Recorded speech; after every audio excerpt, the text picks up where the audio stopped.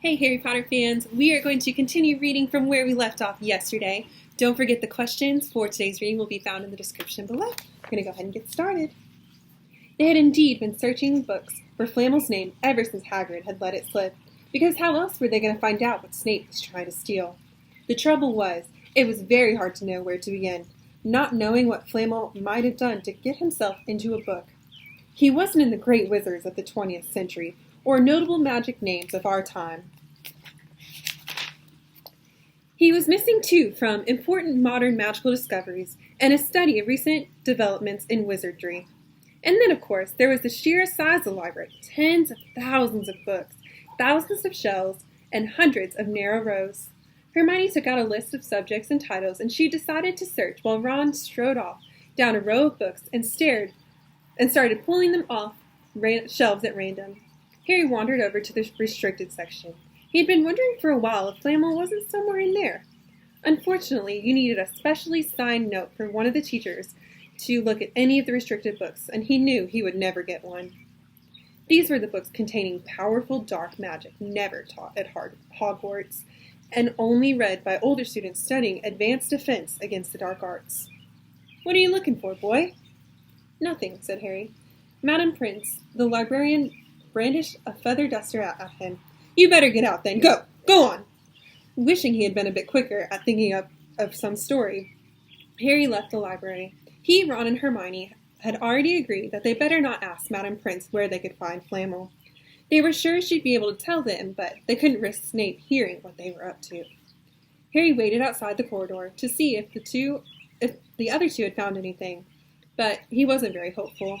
They had been looking for 2 weeks after all, but as they only had odd moments between lessons, it wasn't surprising they had found nothing. What they really needed was a nice long search without Madam Prince breathing down their necks. 5 minutes later, Ron and Hermione joined him, shaking their heads. They went off to lunch. "You will keep looking while I'm away, won't you?" said Hermione, "and send me an owl if you find anything." "And you could ask your parents if they know who Flamel is," said Ron. "It'd be safe to ask them." "Very safe, as they're both dentists," said Hermione. Once the holidays had started, Ron and Harry were having too good of a time to think much about Flamel. They had the dormitory to themselves. The common room was far emptier than usual, so they were able to get the good armchairs by the fire. They sat by the hour, eating anything they could spear on a toasting fork. Bread, English muffins, marshmallows, and plotting ways of getting Malfoy expelled, which were fun to talk about even if they wouldn't actually work. Ron also started teaching Harry wizard chess. This was exactly like Muggle chess, except that the figures were alive, which made it a lot like directing troops in a battle. Ron's set was very old and battered. Like everything else he owned, it had once belonged to someone else in his family, in this case, his grandfather. However, old chessmen weren't a drawback at all. Ron knew them so well he'd never had trouble getting them to do what he wanted. Harry played with the chessmen Seamus Finnegan had lent him, but they didn't trust him at all. He wasn't a very good player, yet they kept shouting different bits of advice at him, which was confusing. "Don't send me there. Can't you see it's night? Send him. We can't afford to lose him." On Christmas Eve, Harry went to bed looking forward to the next day for the food and the fun, but not expecting any presents at all. When he woke up early in the morning, however, the first thing he saw was a small pile of packages at the foot of his bed. Merry Christmas," said Ron sleepily, as Harry scrambled out of bed and pulled on his bathrobe. "You too," said Harry. "Will you look at this? I've got some presents." "What'd you expect, turnips?" said Ron, turning to his own pile, which was a lot bigger than Harry's. Harry picked up the top parcel. It was wrapped in thick brown paper, and scrawled across it was, "To Harry from Hagrid." Inside was a roughly cut wooden flute. Hagrid had obviously whittled it himself. Harry blew it. It sounded a bit like an owl. A second, very small parcel contained a note. "We received your message and enclosed your Christmas present from Uncle Vernon and Aunt Petunia." Taped to the note was a 50-pence piece. "That's friendly," said Harry. Ron was fascinated by the 50 pence. "Weird," he said. "What a shape. This is money?" "You can keep it," said Harry, laughing at how pleased Ron was. "Hagrid and my aunt and uncle. So, who sent these?" "I think I know who that one's from," said Ron, turning a bit pink and pointing to a lumpy parcel. "My mom. I told her you didn't expect any presents, and "Oh no," he groaned. "She made you a Weasley sweater." Harry tore open the parcel to find a thick, hand-knitted sweater in emerald green and a large box of homemade fudge. "Each year she makes us a sweater," said Ron, unwrapping his own, "and mine's always maroon." "That's really nice of her," said Harry, trying the fudge, which was very tasty. His next present also contained candy, a large box of chocolate frogs from Hermione. This only left one parcel. Harry picked it up and felt it. It was very light. He unwrapped it. Something fluid and silvery gray went slithering to the floor where it lay in gleaming folds. Ron gasped. "I've heard of those," he said in a hushed voice, dropping the box of every flavor beans he had gotten from Hermione. "If that's what I think it is, they are really rare and really valuable." What is it?" Harry picked up the shiny silvery cloth off the floor. It was strange to touch, like a water woven into material. "It's an invisibility cloak," said Ron, a look of awe on his face. "I'm sure it is. Try it on." Harry threw the cloak around his shoulder and Ron gave a yell. "It is! Look down!" Harry looked at his feet, but they were gone. He dashed to the mirror. Sure enough, his reflection looked back at him, just his head suspended in midair, his body completely invisible. He pulled the cloak over his head, and his reflection vanished completely. "There's a note," said Ron suddenly. A note fell out of it. Harry pulled the cloak off and seized the letter. Written in narrow, loopy writing he had never seen before were the following words. "Your father left this in my possession before he died. It is time it is returned to you. Use it well. A very Merry Christmas to you." There was no signature. Harry stared at the note. Ron was admiring the cloak. "I'd give anything for one of these," he said. "Anything. What's the matter?" "Nothing," said Harry. He felt very strange. Who had sent this cloak? Had it really once belonged to his father? Before he could say or think anything else, the dormitory door flung open, and Fred and George Weasley bounded in. Harry stuffed the cloak quickly out of sight. He didn't feel like sharing it with anybody else yet. "Merry Christmas!" "Hey, look! Harry's got a Weasley sweater, too!" Frank and George were wearing their blue sweaters, one with a large F on it and the other with a G. "Harry's is better than ours, though," said Fred, holding up Harry's sweater. "She obviously makes more of an effort if you're not family." "Why aren't you wearing yours, Ron?" George demanded. "Come on, get it on. They're lovely and warm." "I hate maroon," Ron moaned half-heartedly as he pulled it over his head. "You haven't got a letter on yours," George observed. "I suppose she thinks you don't forget your name. But we're not stupid. We know we're called Greg and Forge." "What's all this noise?" Percy Weasley stuck his head through the door, looking disapproving. He had clearly gotten halfway through unwrapping his presents as he too carried a lumpy sweater over his arm, which Fred seized. "P is for prefect." "Get it on, Percy. Come on, we're all wearing ours, and even Harry got one." "I don't want," said Percy thickly, as the twins forced the sweater over his head, knocking his glasses askew. "And you're not sitting with you prefects today either," said George. "Christmas is a time for family." They frog-marched Percy from the room, his arms pinned to his side by his sweater. Harry had never in all of his life had such a Christmas dinner. 100 fat roasted turkeys, mounds of roast and boiled potatoes, platters of chipolatas, turned buttered peas, silver boats of thick, rich gravy and cranberry sauce, and stacks of wizard crackers every few feet along the table. These fantastic party favors were nothing like the feeble muggle ones that the Dursleys usually bought, with their little plastic toys and their flimsy paper hats inside. Harry pulled a wizard cracker with Fred, and it didn't just bang. It went off with a blast like a cannon and engulfed them in a cloud of blue smoke, which from the inside exploded a rear admiral's hat and several live white mice.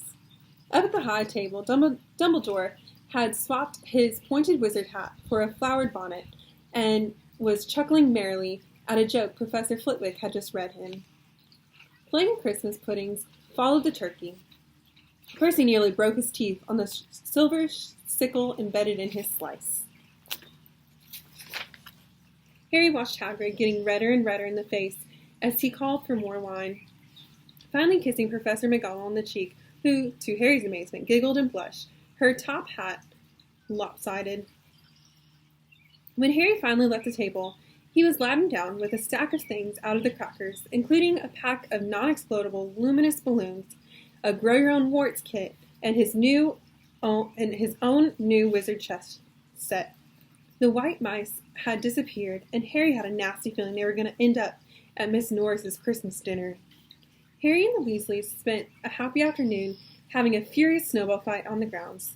Then, cold and wet and gasping for breath, they returned to the fire in the Gryffindor common room, where Harry broke in his new chess set by losing spectacularly to Ron.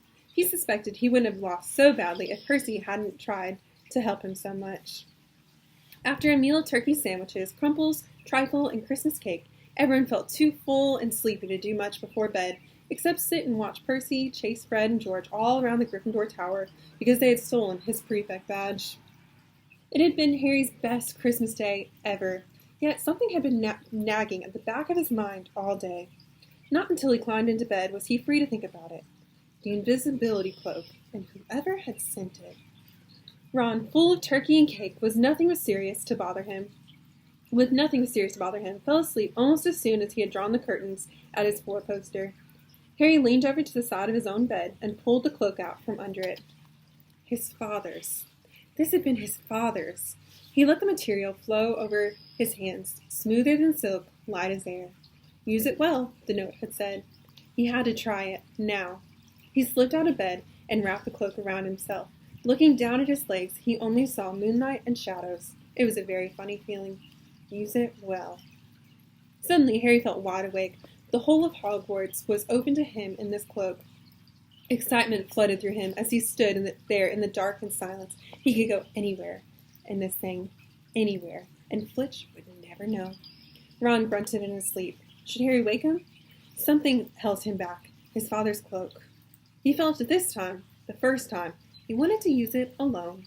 He crept out of the dormitory, down the stairs, across the common room, and climbed through a portrait hole. "Who's there?" squawked the fat lady. Harry said nothing. He walked quickly down the corridor. Where should he go? He stopped, his heart racing in thought, and then it came to him. The restricted section of the library. He had been able to read as long as he'd like, as long as it took to find out who Flamel was. He set off, drawing the invisibility cloak tight around him as he walked. The library was pitch black and very eerie. Harry lit a lamp to see his way along the rows of books. The lamp looked as if it was floating along in midair, and even though Harry could feel his arms supporting it, the sight gave him the creeps. The restricted section was the back of the library. Stepping carefully over the rope that separated these books from the rest of the library, he held up his lamp to read the titles. They didn't tell him much. Their peeling, faded gold letters spelled words in languages Harry didn't understand. Some had no title at all. One book had a dark stain on it that looked horribly like blood. The hairs on the back of Harry's neck prickled. Maybe he was imagining it, maybe not, but he thought a faint whispering was coming from the books, as though they knew someone was there who shouldn't be. He had to start somewhere. Setting the lamp down carefully on the floor, he looked along the bottom shelf for an interesting-looking book. A large black and silver volume caught his eye, and he pulled it out with difficulty because it was very heavy, and bouncing it on his knee, let it fall open. A piercing, blood-curdling shriek split the silence. The book was screaming. Harry snapped it shut, but the shriek went on and on, one high, unbroken, ear-splitting note. He stumbled backwards and knocked over his lamp, which went out at once. Panicking, he heard footsteps coming down the corridor outside. Stuffing the shrieking book back on the shelf, he ran for it. He passed Flitch in the doorway. Filch was pale. Wild eyes looked straight at him, and Harry slipped under Filch's outstretched arms and streaked off up the corridor. The book shrieked, still ringing in his ears. He came to a sudden halt in front of a tall suit of armor. He had been so busy getting away from the library, he hadn't paid attention where he was going. Perhaps because it was dark. He didn't recognize where he was at all. There was a suit of armor near the kitchens, he knew, but he must be 5 floors above there.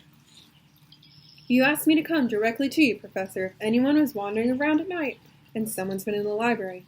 Restricted section. Harry felt the blood drain out of his face. Wherever he was, Filch must know a shortcut because his soft, greasy voice was getting nearer to his horror. It was Snape who replied. The restricted section. Well, they can't be far. We'll catch them. Harry stood rooted in the spot as Filch and Snape came around the corner head. They couldn't see him, of course, but it was a narrow corridor, and if they came much nearer, they'd knock right into him. The cloak didn't stop him from being solid. He backed away as quietly as he could. A door stood ajar to his left. It was his only hope.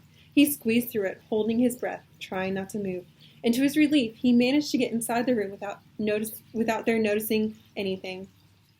They walked straight past, and Harry leaned against the wall, breathing deeply, listening to their footsteps dying away. This had been close, very close. It was a few seconds before he noticed anything about the room he had hidden in.